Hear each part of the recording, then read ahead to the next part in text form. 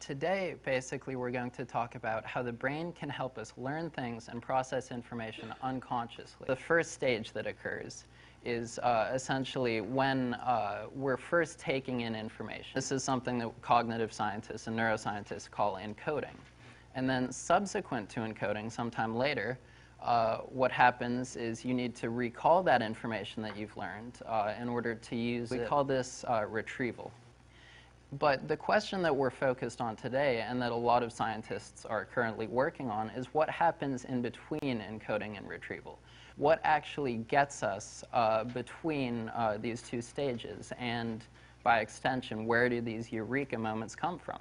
The brain is actually performing an active task in between encoding and retrieval. These are the areas that we found to be involved in this unconscious cognitive processing of the cars. Now, critically, we also looked at the brain activity during the encoding of the information about the cars. And we actually saw very similar activation. So we saw this intermediate visual cortex, and then this lateral prefrontal cortex.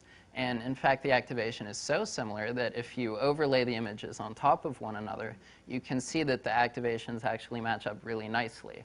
So it's the same neural regions, the same parts of the brain are involved in in encoding of the information and in the later unconscious processing, which occurs during the distractor task. So this is a really interesting finding. When you're learning information, your brain is active and different parts of the brain are doing different things. But then afterwards, when you're doing something completely different, some of those parts of the brain stay active.